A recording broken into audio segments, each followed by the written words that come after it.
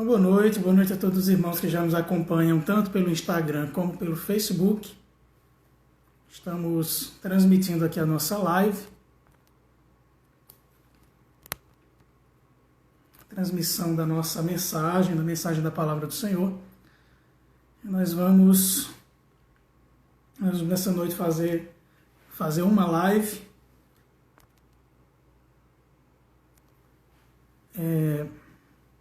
De 1 hora aqui com os nossos irmãos do Instagram, mas também do Facebook. Nós não vamos hoje fazer aquele momento um pouquinho mais longo, devocional. Nós vamos nos deter hoje à noite na transmissão da palavra, da mensagem do Senhor.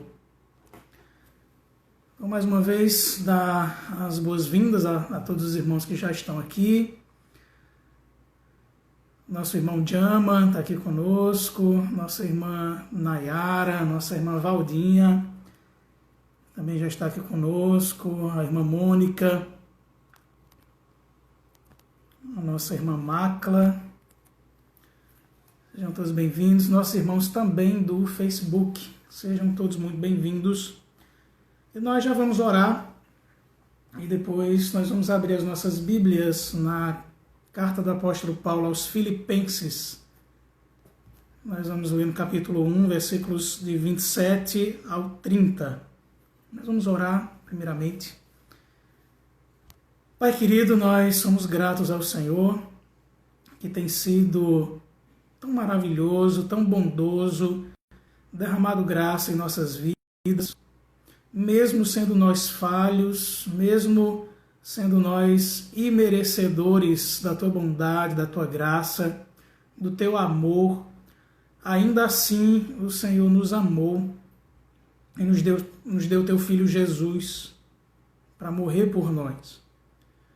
Nós pedimos, meu Deus, o perdão para os nossos pecados e já nos alegramos pela certeza do Teu perdão, pela Tua infinita misericórdia. O Senhor nos perdoa em Cristo Jesus. Nós nos alegramos com a certeza de perdão, de vida eterna, por causa da eficácia da obra perfeita do nosso Senhor Jesus.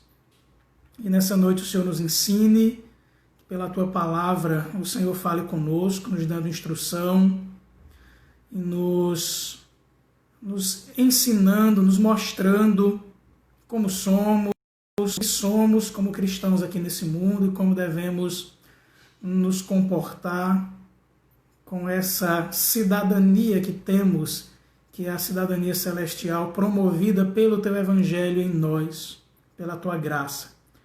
Nós oramos com gratidão em nome de Jesus. Amém.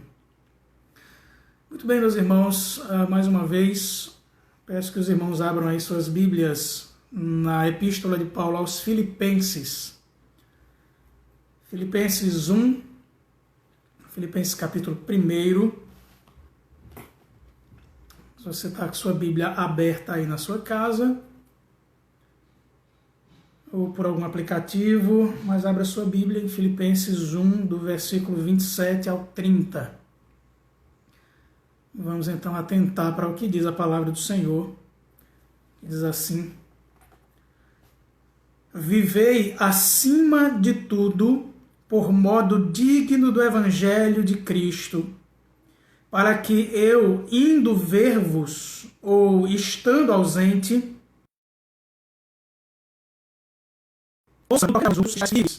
em um só Espírito, como uma só alma, lutando juntos pela fé evangélica, e que em nada estáis intimidados pelos adversários, pois o que é para eles prova evidente de perdição, é para vós outros de salvação, e isto da parte de Deus.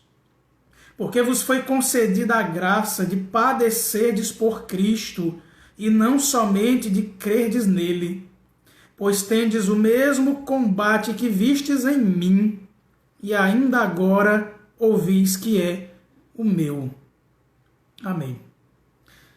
Então, essas são palavras do apóstolo Paulo, inspirado pelo Espírito Santo de Deus, para instruir a igreja que foi fundada pelo próprio apóstolo Paulo na cidade macedônica de Filipos.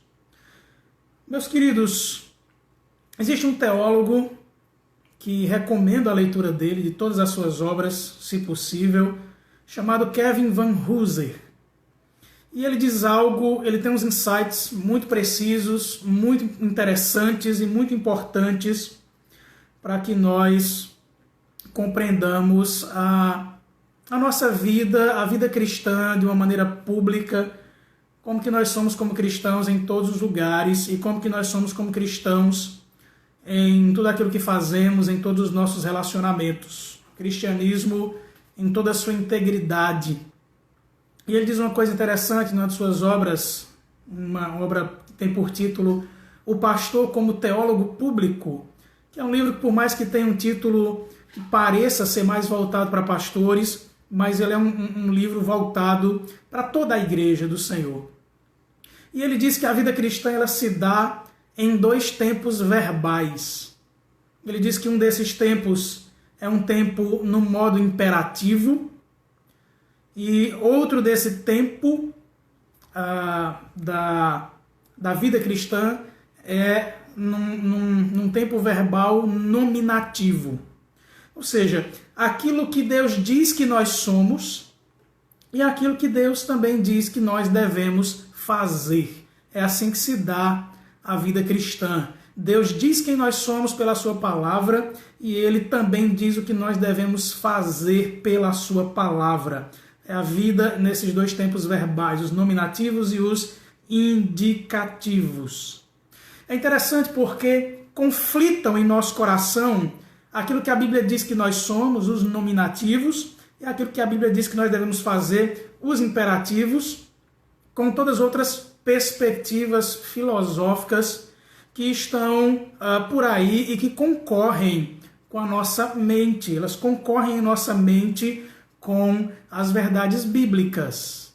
Existem muitos fundamentos que as pessoas se utilizam para pautar suas vidas, que são voltadas para o paganismo. Na verdade, aquilo que não é cristão, ele é parte de um coração pecaminoso, de um coração que não tem a sua inclinação para o nosso Deus e Pai do nosso Senhor Jesus Cristo. Então é um coração que não dá ouvidos para aquilo que a Bíblia diz que você é, e para aquilo que a Bíblia diz que você faz. Por outro lado, nós cristãos, nós temos a Escritura Sagrada, o Espírito Santo que opera em nós, e devemos então dar ouvidos ao que essa Escritura nos apresenta como nossa identidade e aquilo que a Escritura nos apresenta como aquilo que nós fazemos aqui nesse mundo. E uma das divergências que existem entre a palavra de Deus, que é a sabedoria de Deus, e a sabedoria comum, baseada em teóricos que não temem a Deus e que têm outra partida que não a Bíblia, um desses pontos importantes é o assunto da felicidade. E tem um filósofo, um teórico que é contemporâneo nosso, ele é um francês, e o nome dele é André Comte Sponville, e ele escreve um livro que tem o título de A Felicidade a Qualquer Custo. E é interessante esse livro porque ele descreve muito bem o que é que um ímpio deseja, o que é que um ímpio quer.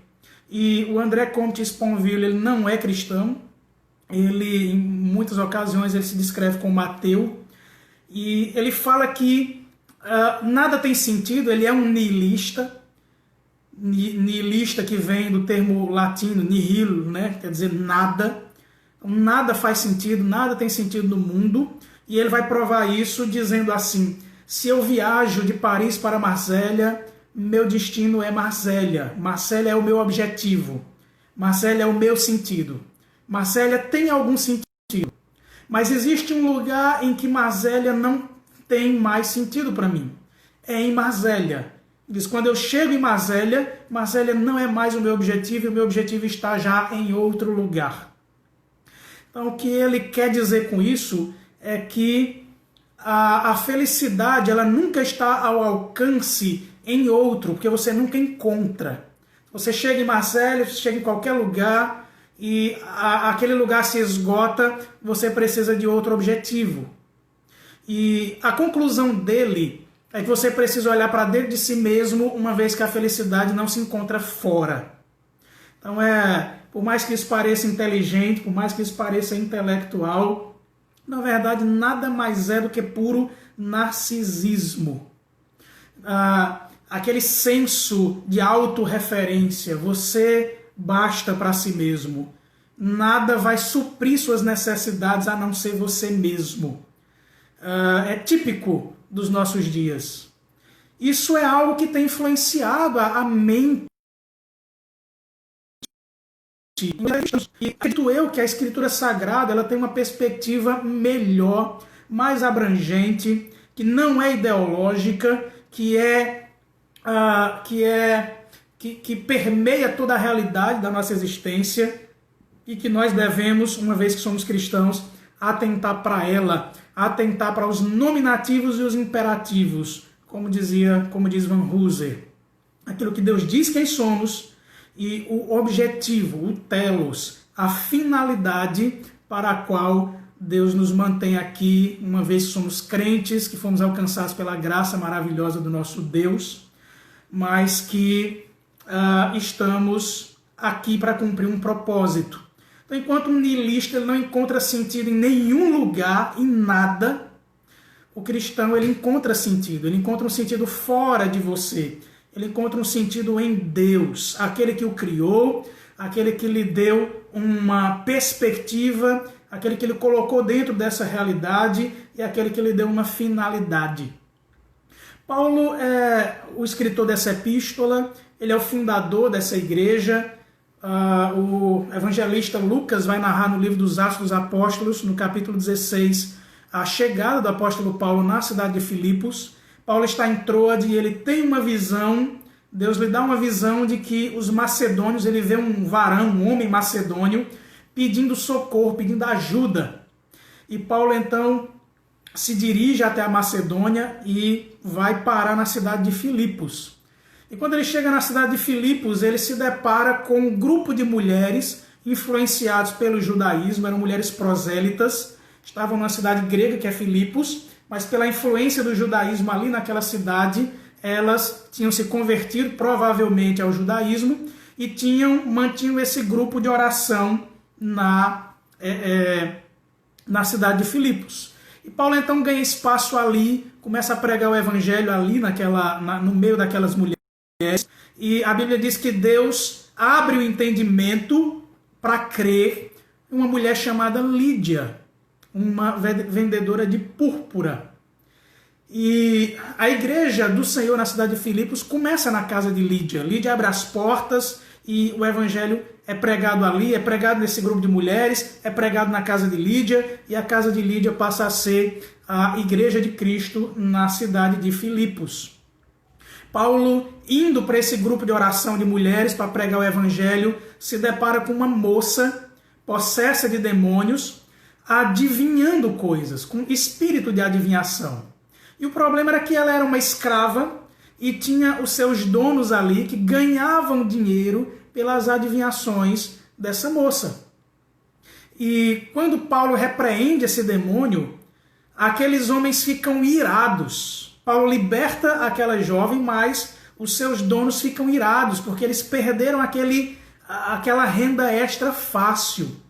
E eles logo denunciam Paulo, ele é preso, ele é lançado na prisão e é açoitado.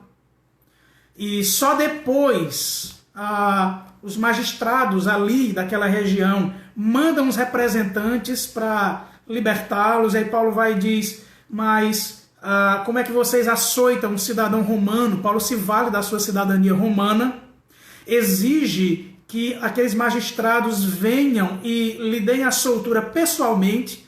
Os magistrados vêm, então, permitem que ele seja livre. Ele vai mais uma vez para a casa de Lídia para se despedir dos irmãos, mas antes disso, enquanto ele está na prisão, Tem aquele belíssimo episódio daquele terremoto que dá na prisão, quando Paulo e Silas estão lá e o carcereiro ouve a palavra de Cristo, ouve a pregação do Evangelho, se converte eles de sua casa. O carcereiro leva a sua família lá para dentro da prisão para ouvirem a pregação do Evangelho por parte de Paulo e Silas. Todos creem e Paulo então é liberto e ele é obrigado a deixar a cidade de Filipos e vai para Tessalônica. Então Paulo esteve em Filipos, pregou o Evangelho em Filipos e na casa de Lídia nasceu a igreja do Senhor Jesus. Só que aquela igreja também padecia de problemas muito parecidos com os problemas que outras igrejas naquelas regiões ali asiáticas também sofriam. A influência de judeus que tinham se convertido ao cristianismo, mas que eram perseguidores ferrenhos de Paulo. Onde quer que Paulo chegava pregando, chegava esse grupo de judaizantes exigindo que os convertidos ali vivessem como judeus, circuncidassem, aderissem às leis dietéticas dos judeus e o calendário litúrgico judaico. E Paulo vai denunciar isso no capítulo 3. Ele vai falar desses adversários. Ele diz no capítulo 3, versículos 2 e 3. Acautelai-vos dos cães, acautelai-vos dos maus obreiros, acautelai-vos da falsa circuncisão. Então, Paulo imaginava o risco que aquela igreja tinha de abandonar o Evangelho de Cristo, cedendo às pressões desses adversários. Um desses grupos de adversários era esse grupo de judeus que haviam se convertido a Cristo, mas que sincretizavam a fé cristã com elementos do judaísmo. E Paulo escreve o primeiro capítulo grato a Deus, porque o Evangelho foi pregado lá, e aquela igreja, e ali nasceu uma igreja, aquele povo se converteu. E Paulo gasta o primeiro capítulo inteiro com uma temática fundamental, e mostrar que Deus é completamente confiável. Aquele que completou, aliás, aquele que começou a boa obra, ele vai dizer isso no versículo 6, estou plenamente certo de que aquele que começou boa obra em vós há de completá-la até o dia de Cristo Jesus. Paulo vai gastar o primeiro capítulo falando da confiabilidade de Cristo e sua obra, e que aqueles crentes eles podiam confiar no Senhor, que o salvou, que começou essa boa obra e que iria continuar empreendendo essa boa obra até a segunda vinda do nosso Senhor Jesus. E no final do capítulo 1, ele vai dar algumas exortações práticas de como que aqueles crentes demonstravam e podiam ficar cada vez mais firmes nessa compreensão de que o nosso Deus ele é plenamente confiável. Muito bem. Paulo já havia falado, ainda no capítulo 1, que a sua prisão, na verdade, faz parte do projeto de Deus. Ele diz que quando foi preso, ele teve a oportunidade de pregar o Evangelho para todos os guardas ali, e que mesmo ele sendo levado a tribunais, e provavelmente aqui, mesmo em Roma, na sua última prisão, ele já havia tido a oportunidade de discursar, de pregar o Evangelho ali para os magistrados de Roma, para o próprio César. E Paulo se alegra por o nome do Senhor Jesus estar sendo pregado, quer sendo ele anunciando o Evangelho, quer sendo seus acusadores dizendo, olha, ele está sendo preso aqui porque ele está anunciando que um homem chamado Jesus ressuscitou dos mortos, que esse homem chamado Jesus é o Salvador, que esse homem chamado Jesus ele perdoa pecados, que esse homem chamado Jesus é Deus encarnado. Então mesmo o Paulo falando na sua defesa, ou seus acusadores, mesmo de descrentes, no material de acusação que eles tinham contra Paulo, eles também estavam anunciando o Evangelho de Cristo Jesus. E Paulo diz que de uma forma ou de outra o Evangelho está sendo pregado nas suas cadeias, mesmo o apóstolo Paulo preso.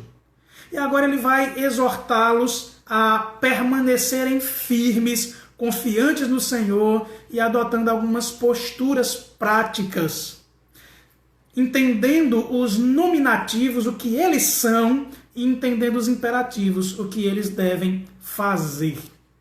Então essa é uma parte bem prática, conclusiva do capítulo 1. E eu queria então convidar os amados irmãos para nós refletirmos no seguinte tema: quem somos nós e o que Deus espera? Quem somos nós e o que Deus espera de nós? Muito bem, vamos aos argumentos aqui do apóstolo Paulo. Paulo faz pelo menos 3 argumentos para lembrar aquela igreja dos seus nominativos, quem eles são em Cristo Jesus e como que isso é importante que nós entendamos.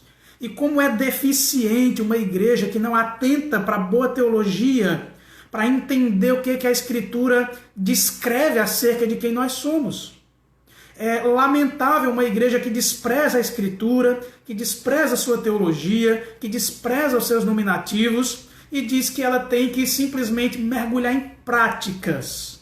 A igreja tem que atuar, ela tem que ser operante, mas ela tem que saber equilibrar os nominativos e os imperativos. Se ela é só atuação, se ela é só imperativos e ela não tem nominativos, ela nada mais é do que uma instituição que opera na esfera social, e nada mais que isso. Se ela também vive só nos nominativos, mas não pratica, ela nada mais é do que uma religião legalista, que é baseada apenas em teorias, e essas teorias elas não resultam em vida prática. Mas na vida cristã é preciso equilibrar essas duas coisas, e é isso que Paulo faz aqui para esses crentes, os exortando. Esses crentes precisam ser fortalecidos porque existe oposição à igreja em Filipos. Como eu falei na introdução, desde que Paulo pregou o evangelho lá, aquela igreja sofre oposição. O próprio Paulo sofreu prisão naquela cidade. E sofreu prisão por pregar. Sofreu prisão por realizar uma cura no nome de Jesus. Ele foi preso. E isso nos lembra a situação de Pedro e João, lá em Atos capítulo 3, naquela ocasião em que eles curam um homem coxo na porta do templo, e quando esse coxo entra no templo pulando, curado, e todas as pessoas veem ali, conhecem aquele homem que pedia esmolas ali na porta do templo já há anos, eles se aglomeram, se amontoam ali diante de João e de Pedro. E Pedro então começa a discursar, e ele não começa a discursar falando da cura, mas ele começa a discursar falando do evangelho de Cristo Jesus. E não dá em outra. Pedro e João vão para a prisão. E vão para a prisão por quê? Por pregarem o evangelho de Cristo Jesus. Então está aqui Paulo preso por causa do evangelho de Cristo Jesus, preocupado com a igreja que ele fundou de Filipos, que está sofrendo com esses adversários, que precisa ser encorajada, e o que Paulo faz para encorajar essa igreja é dizer quem ela é e o que ela deve fazer, o que Deus espera que ela faça. Então, muito bem. Primeira coisa que Paulo faz, primeiro movimento de Paulo aqui, é falar do nominativo. É dizer o que a igreja é. Se a igreja precisa se fortalecer e precisa enfrentar todas as adversidades, uma das melhores coisas é lembrá-la quem ela é. Não deixá-la perder o seu senso de identidade. E por falar em identidade é interessante, todo cidadão brasileiro deve ter a sua, e fica a sua fotinha lá, né? E se você usar a foto de outra pessoa na sua carteira de identidade, você falsificou sua identidade. É crime. Mas é interessante que nós temos uma carteira de identidade como cristãos, estou colocando isso entre aspas, só que a foto que aparece na nossa carteira não é a nossa. A foto que aparece na nossa carteira é a foto de Cristo. Ele é quem nos representa. Ele é a nossa identidade. O que ele vai dizer então para a igreja de Filipos? Peço que os irmãos atentem aí para o verso 27. Paulo diz: vivei acima de tudo por modo digno do evangelho de Cristo, para que eu, indo ver-vos ou estando ausente, ouça no tocante a vós outros que estáis firmes em um só espírito, como uma só alma, lutando juntos pela fé evangélica. A primeira coisa que Paulo faz é lembrá-los que eles são cidadãos do Evangelho. Se você atentar para a primeira palavrinha que aparece no versículo 27, que está traduzida aí por vivei.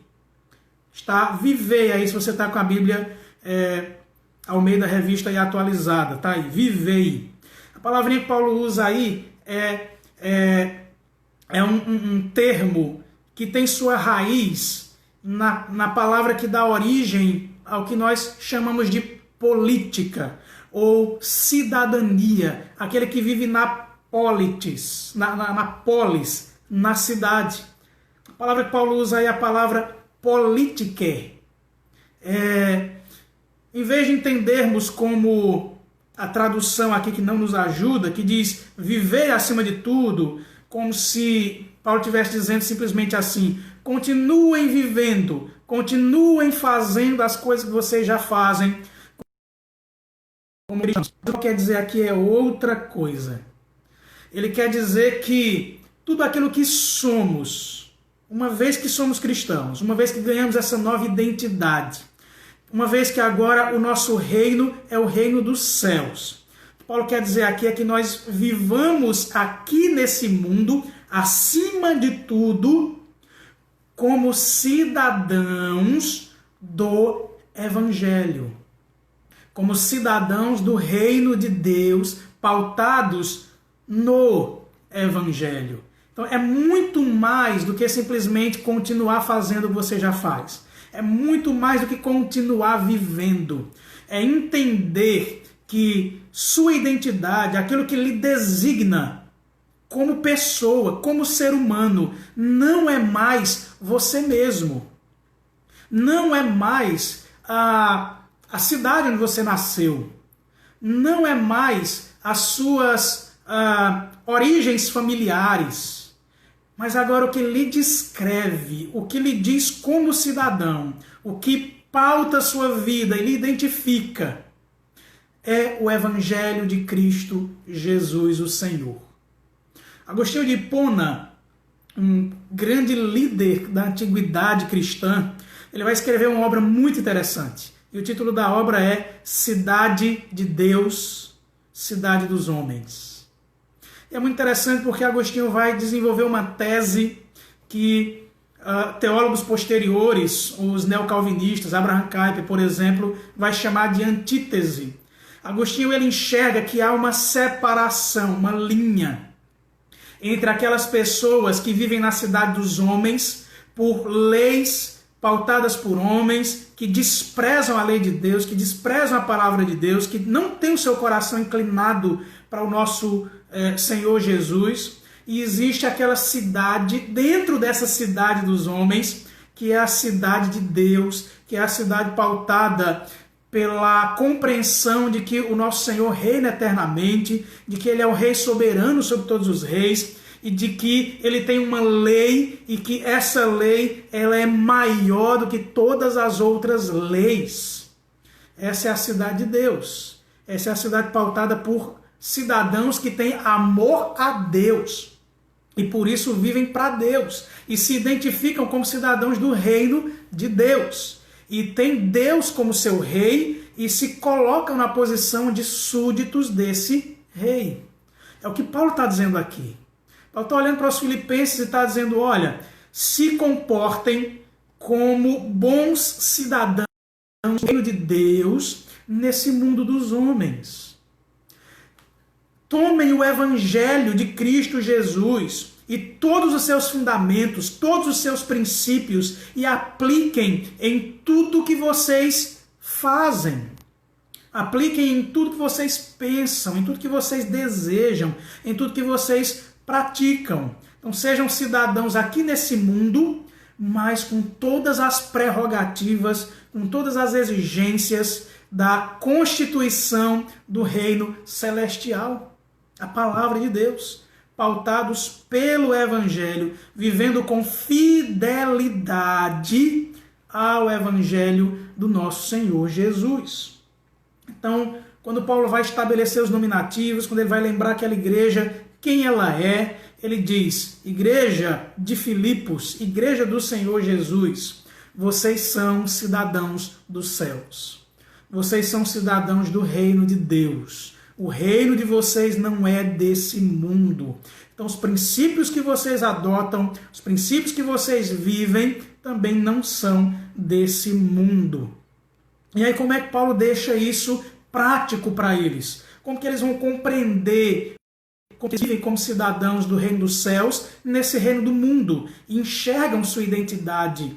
Paulo vai dizer o seguinte, eu vou usar a melhor tradução, tá, do termo: sejam cidadãos, acima de tudo, por modo digno do Evangelho, ou vivendo de modo digno do Evangelho de Cristo, para que, ou indo ver-vos, ou estando ausente, ouça no tocante a vós outros, que estáis firmes em um só espírito, como uma só alma, lutando juntos pela fé evangélica. Então Paulo está preso em Roma, ele já tinha apresentado uma defesa, e ele nutria esperanças de que ele fosse ser solto, ele fosse receber liberdade. E planejava então viajar para Filipos para enxergar esses ensinamentos sendo colocados em termos práticos. Mas se você ler um pouquinho atrás, no capítulo 1 ainda, você vai ver que Paulo deixa nas mãos do Senhor sua soltura ou a manutenção da sua prisão, inclusive a sua execução poderia vir a acontecer, como de fato veio a acontecer, quando ele diz assim nos versículos 20 e 21. Segundo a minha ardente expectativa e esperança de que em nada terei envergonhado, antes, com toda a ousadia, como sempre, também agora, será Cristo engrandecido no meu corpo, quer pela vida, quer pela morte. Porquanto, para mim, o viver é Cristo e o morrer é lucro. Então, Paulo deixa nas mãos do Senhor. Ele fez, provavelmente, um discurso, uma defesa, e achava que seria solto. Mas se ele não fosse solto, ele estaria também contente da mesma forma, porque Cristo seria glorificado em sua vida, quer na sua soltura, quer na sua execução. E então ele diz, eu gostaria de ter com vocês, mas se eu não for ter com vocês, se eu continuar preso aqui, eu quero ouvir que vocês estão vivendo como cidadãos do Evangelho aí na cidade de Filipos. E como que ele coloca isso em termos práticos então? Que estáis firmes em um só espírito, como uma só alma. O que é que Paulo quer dizer aqui? Paulo usa duas palavrinhas muito interessantes. Ele usa primeiro a palavra pneuma, traduzida aqui por espírito, e usa a palavra psique, traduzida por alma. Paulo quer dizer a mesma coisa. Ele quer dizer que essa igreja esteja unida, ele usa o termo monos, pneuma, depois ele usa monos psique. E pneuma, que é o termo no Novo Testamento traduzido para o Espírito Santo de Deus, tem outras conotações, como por exemplo, o uso da razão, o uso do intelecto, o uso do pensamento. E psique, que foi traduzida aí por alma, mas alma também tem conotações de sentimentos, de desejos. Então é como se Paulo estivesse dizendo assim, olha, para vocês colocarem isso em termos práticos, de viverem nessa igreja que vocês congregam, que tem aí judeus, que tem gentios, que tem suas divergências, suas diferenças. Mas o que eu quero é que vocês que são cidadãos dos céus, cidadãos do Evangelho de Cristo Jesus, tenham um só raciocínio e desejem a mesma coisa. O que é que Paulo quer dizer com isso? Ele diz, lutando juntos pela fé evangélica.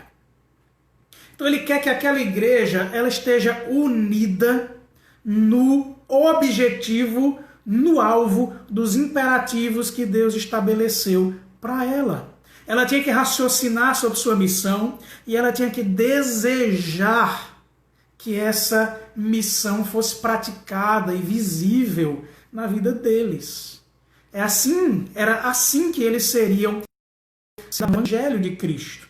Era assim que eles seriam cidadãos dos céus na cidade de Filipos, raciocinando missiologicamente na missão de Deus e desejando, sentindo, colocando seus sentimentos nessa missão de uma maneira unificada, de uma maneira homogênea, de uma maneira em que todos eles estejam em um só sentimento, em uma só reflexão, em um só objetivo. E qual é o objetivo? Lutar juntos pela fé evangélica, defendendo os ideais do Evangelho de Cristo, proclamando os ideais do Evangelho de Cristo e testemunhando praticamente na sua vida dos ideais do Reino de Cristo. Franz Schaeffer, no seu livro O Deus que se Revela, ele usa outros termos para designar a mesma coisa que Paulo está falando aqui. Ele diz que para você viver publicamente como um cristão, você não viver escondido, que esse não é o desejo do Senhor Jesus, que você viva escondido, um crente 007, um crente agente secreto. Ele diz que um crente ele precisa de 3 ações para proclamação coerente do Evangelho. Uma é o seu aspecto persuasivo, argumentativo. Proclamação do Evangelho, um arrazoado acerca do Evangelho, com o propósito de persuadir a pessoa que está ouvindo a pregação. E como é que é possível fazer isso? Encontrando os buracos que existem no pensamento das pessoas pagãs por aí, na mente dos ímpios. E aplicar o Evangelho nessas lacunas e mostrando a lógica do Evangelho. Mas tem um outro aspecto, não é só o persuasivo. Tem um aspecto que Franz Schaeffer vai chamar também de vida, de prática. É que essa argumentação ela também seja vista em você, testemunhada em você, para que aqueles que ouvem a sua argumentação, elas encontrem coerência, elas encontrem o testemunho dessa proclamação. O testemunho de que aquilo que você prega, o evangelho que você prega, ele é visível na sua vida. As transformações do evangelho que você prega sejam visíveis em você. Tá? É até uma incoerência dizer viva o evangelho, porque o evangelho é uma mensagem de que nós somos miseráveis pecadores e ofendemos o Deus Todo-Poderoso, e que ele então manda a personagem principal dessa história, que é Cristo Jesus, que foi quem viveu esse evangelho, obedecendo seu Pai em tudo e morrendo numa cruz maldita para perdoar os nossos pecados. Quem viveu o evangelho foi Cristo por nós. Então, o que Franz Schaeffer dizia por essa proclamação, essa persuasão ser acompanhada de vida, é que os resultados que você anuncia para as pessoas sejam testemunhadas em você mesmo. E há um terceiro aspecto, que é, uma vez que nós cremos que é Deus quem faz a obra, que é Ele quem opera a conversão, que aconteceu na pregação de Paulo lá em Filipos, que Deus abriu o entendimento de Lídia e ela veio a crer. E isso aconteça através de oração, que a igreja pregue, que a igreja viva, que a igreja ore, confiante na soberania desse Deus. Esse é o primeiro ponto, os nominativos, sejam cidadãos do Evangelho. E o segundo ponto, versículo 28, Paulo diz: e que em nada estáis intimidados pelos adversários, pois o que é para eles prova evidente de perdição, é para vós outros de salvação, e isto da parte de Deus. A segunda coisa, o segundo ponto aqui, são agora os imperativos. O que é que Deus quer que você seja? Ele quer que você seja corajoso na luta.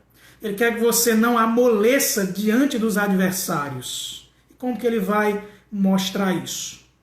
Primeiro, existiam pelo menos 3 grupos de adversários ali da igreja, dos crentes na cidade de Filipos. Provavelmente haviam aqueles que haviam perseguido Paulo quando ele chegou, quando ele pregou o evangelho, o lançaram em prisão. Provavelmente aquelas mesmas pessoas, aqueles mesmos grupos estavam ali, grupos de pagãos que não aceitavam a pregação do Evangelho, e que se chegasse alguém pregando algo que não fosse compatível com os conceitos de divindade que eles tinham, esses tinham que ser presos. Havia um outro grupo que Paulo denuncia, que já foi falado aqui, que é o grupo de judaizantes, que Paulo vai dizer que eles são cães, acautelai-vos dos cães, acautelai-vos dos maus obreiros, acautelai-vos da falsa circuncisão.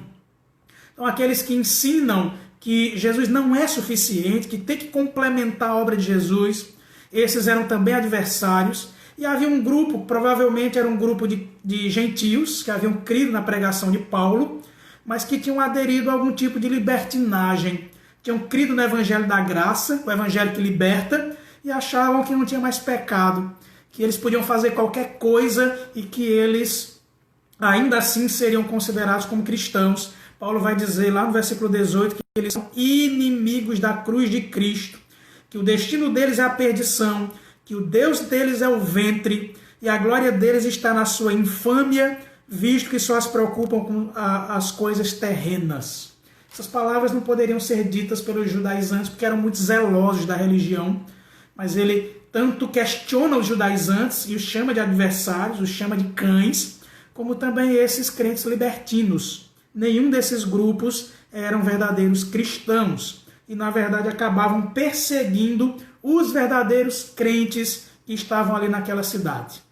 E Paulo vai dizer que o que Deus requer desses crentes é que eles sejam corajosos em meio a esses opositores. E Paulo vai mostrar o seguinte, ele diz, ele exorta para que a igreja não esteja intimidada pelos adversários. Aí ele diz, pois o que é para eles prova evidente de perdição, é para vós outros de salvação, e isto da parte de Deus. Então traça uma linha e diz, os ímpios pensam de uma forma e os crentes pensam de outra forma. E aquilo que os crentes, aliás, aquilo que os ímpios pensam, que os crentes estão perdendo a vida, para os crentes, eles na verdade estão ganhando. É interessante como Paulo coloca o conceito de perdas e sofrimentos dentro daquilo que é considerado ganho para os crentes. Para o ímpio, não. Para o ímpio, o conceito de felicidade ele é de você buscar através de seus próprios ideais, é você redefinir as coisas para que o mundo gire à sua volta, em torno de você, em torno da felicidade. E, obviamente, para um ímpio, para alguém que pensa desse jeito, perdas, danos, sofrimentos nunca podem ser recebidos como algo que possa trazer felicidade. Então, o que Paulo está mostrando para os crentes de Filipos é essa grande diferença, esse abismo que existe nas perspectivas de cada grupo, de cada um. Os ímpios e os crentes. Os que não admitem as perdas e os que admitem que perder por Cristo é lucro, como o próprio Paulo disse. Porque para mim o morrer é Cristo e o viver é lucro. Então, na perspectiva do ímpio, perdas, perder direitos, perder bens, perder a liberdade por causa de outra pessoa é uma coisa inadmissível. É uma coisa impossível de se compreender. Mas para o cristão, para o crente, para aquele que tem uma perspectiva, que tem os seus olhos fitados em Cristo, ele é uma pessoa que, se ele está sofrendo por Cristo, por causa do Evangelho de Cristo, ele está vencendo, perdendo. O cristão ele está vencendo quando ele está perdendo direitos, quando ele tem os seus direitos cerceados pelo Estado, quando ele tem os seus direitos cerceados por autoridades, só pelo fato de ser cristão, só pelo fato de pregar o Evangelho de Cristo Jesus, como Pedro e João foram presos, como Paulo foi preso, perda de direitos. Se é por Cristo, esse crente está ganhando. Perda de bens. Que era de bens que Paulo tinha. Paulo estava preso em Roma. Ele ia passar 2 anos preso em Roma e ia morrer. Ele perdeu tudo. E o próprio Paulo vai dizer na própria carta aos Filipenses que considera tudo que ele tinha como esterco comparado ao que ele ganhou em Cristo Jesus. Então, um crente, ele, se é por causa de Cristo, ele entende que perder bens é ganho, é saldo, é lucro. E ele entende também que a perda das liberdades também é ganho, também é lucro. É por isso que para o ímpio, ser cristão, um cristão coerente, é loucura. Porque ele pode estar disposto a perder liberdades, perder bens, perder direitos por causa desse homem que pisou aqui há 2000 anos e que, para o ímpio, não tem muita coisa a ver com a vida dele. Ele não consegue associar felicidade com Cristo e sua obra. Mas Paulo vai dizer que para o crente, não. O que para o ímpio, ao observar a vida de um crente, ele considera como perda, considera como perdição, o crente olha para isso como salvação. Eu tenho em Cristo salvação, vida eterna. Então eu não vou negá-lo por causa de bens, por causa de direitos, por causa de liberdades. Porque eu tenho plena liberdade em Cristo Jesus. O pecado não me prende mais. E mesmo que eu faleça aqui, que levem o meu corpo para a sepultura, que me matem, que me tirem a vida, que me levem dos meus familiares, que confisquem os meus bens, nada disso importa em comparação a Cristo. É isso que o ímpio não entende. Por isso que o crente é encorajado a permanecer firme, não intimidado pelos adversários, porque ele não pensa como o ímpio pensa. Porque se ele está sofrendo por causa de Cristo, é ganho. E sofrimento aqui não é aquele sofrimento daquele crente orgulhoso, vaidoso, linguarudo, que fala mal de todo mundo, que é intransigente, ele recebe represália e depois vai dizer que é perseguido. Não é isso. Não é isso. Como um pastor aqui na Paraíba, que ele pegou uma imagem de uma santa católica e disse que aquilo era o coronavírus. E aí as autoridades prenderam por intolerância religiosa. E aí saíram os defensores dele dizendo que isso era perseguição religiosa. Não, ele que estava perseguindo a religião alheia. E por isso ele foi preso. Ele foi preso justamente. Mas não é esse tipo de sofrimento que Paulo está dizendo aqui. É aquele sofrimento onde você perde as liberdades, os bens, os direitos, porque você está proclamando o Evangelho com toda seriedade, persuasivamente, com a sua vida e com as suas orações. E se você então padece de sofrimentos, considere isso como lucro por causa de Cristo. Terceira argumentação do apóstolo Paulo. Primeiro ele deu os nominativos, ele falou que nós somos cidadãos do Evangelho que vivemos com a ética do reino de Deus. Depois ele nos dá os imperativos. Ele diz que a gente tem que ficar firme num só espírito, lutar pelo o Evangelho, juntos pela fé, e de uma maneira que não fiquemos intimidados por causa dos adversários, porque eles pensam diferente de nós. Nós temos critérios diferentes para pensar sobre a vida, sobre direitos, sobre perdas, sobre ganhos. Nosso lucro é outro.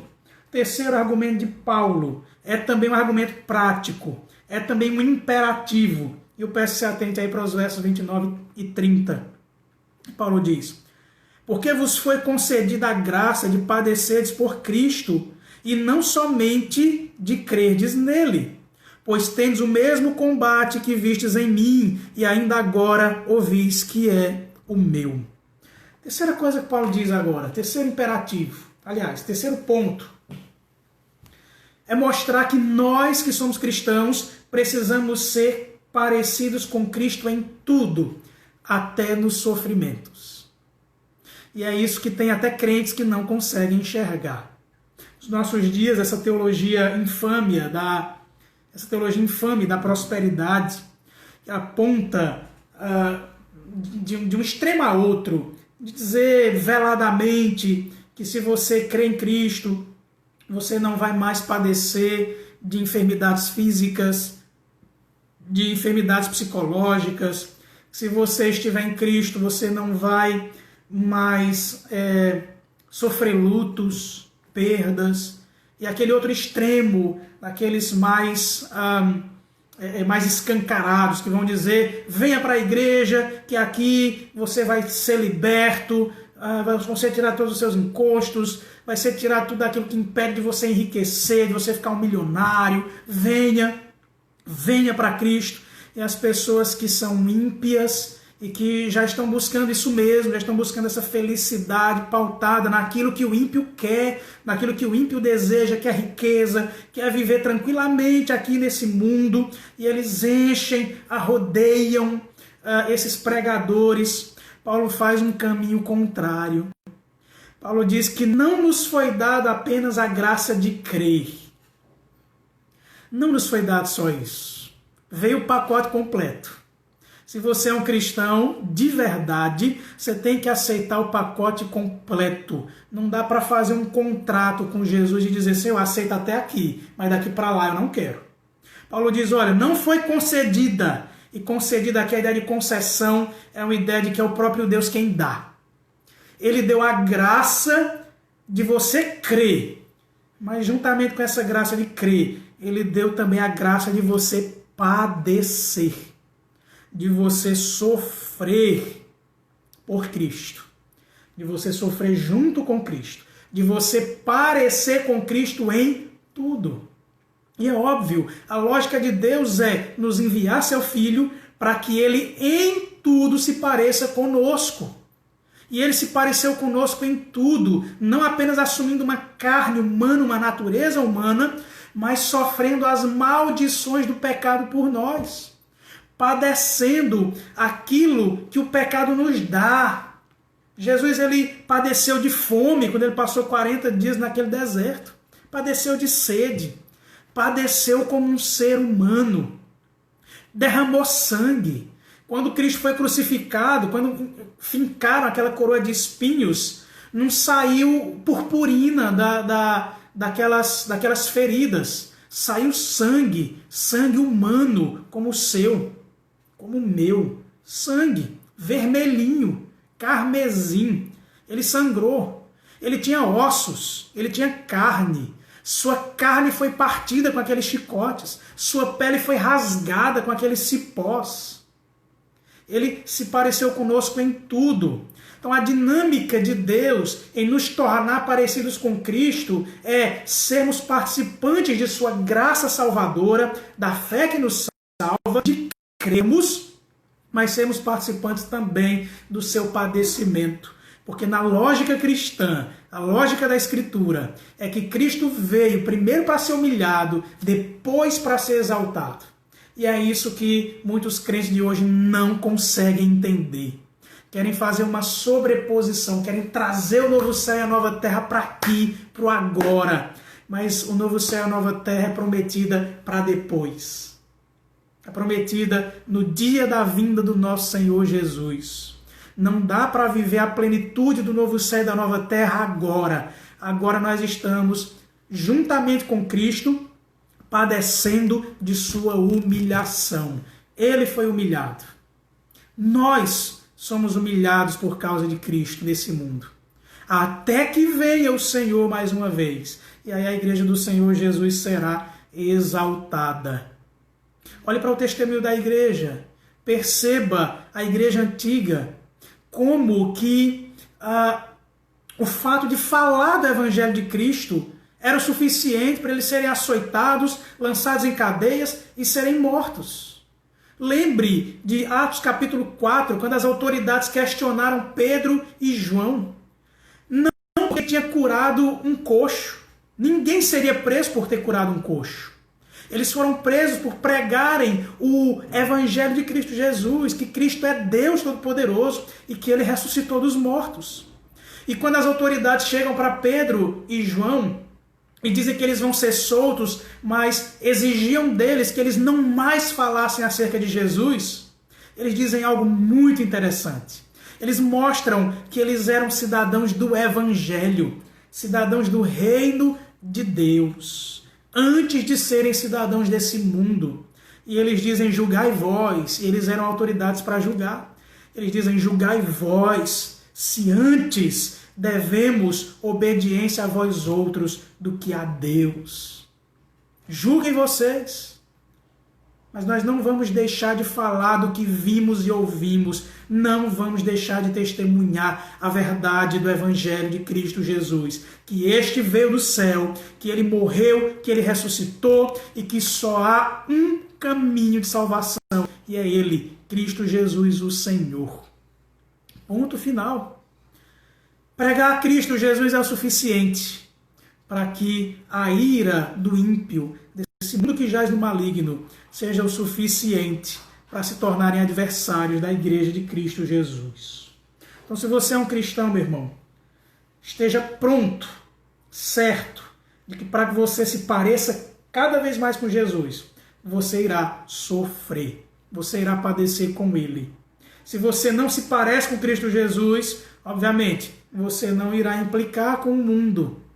O mundo ímpio não verá que há perspectivas diferentes e conflitantes entre a maneira como você pensa, como você age, com a maneira como o mundo ímpio faz. Você é igual. Então, se você é igual, não espere conflito mesmo. Mas também não espere que você se pareça com Cristo Jesus. Eu queria fazer algumas aplicações para nós encerrarmos a nossa mensagem de hoje. Nós somos cristãos, séculos depois de Paulo escrever essas cartas para a igreja de Filipos. A primeira delas, e que nós precisamos entender muito isso nos nossos dias, porque temos abraçado perspectivas de ímpios, enxergando que o nosso mundo é aqui, que nada aqui vai passar. Paulo vai dizer isso no versículo 19 do capítulo 3. O destino deles é a perdição, o Deus deles é o ventre, e a glória deles está na sua infâmia, visto que só se preocupam com as coisas terrenas. Primeira dessas aplicações. Nossa pátria não é aqui. Seu destino final não é aqui. Se você é um crente em Cristo Jesus, você tem que viver aqui como se você já estivesse lá, na pátria celestial, com os valores da pátria celestial. Segunda aplicação. Persevere em obediência e fidelidade. Sua perseverança é como cidadão do Evangelho, lutando pela fé evangélica, pelos ideais do Evangelho, pela pregação da palavra de Deus em todos os lugares, permanecendo perseverantemente em obediência e fidelidade ao seu Senhor. Não se ajoelhando diante dos adversários de Cristo, mas permanecendo de pé pelo Evangelho. Terceira e última aplicação. Os sofrimentos não são estranhos ao cristão fiel. Ele é estranho ao cristão infiel. O sofrimento é estranho ao cristão que não compreende as verdades do Evangelho. E se ele não compreende, é complicado ele ser cristão. Se você é um cristão autêntico em Cristo Jesus, entenda isso. Entenda. Se você recebeu o privilégio de padecer por Cristo, seja grato a Deus por isso. Porque isso é resultado da graça de Deus em sua vida, meu irmão. Graça de Deus em sua vida. Então, que Deus lhe abençoe e lhe dê a honra, a convicção do Evangelho de Cristo, para que você permaneça fiel ao Senhor em todas as ocasiões. Deus te abençoe.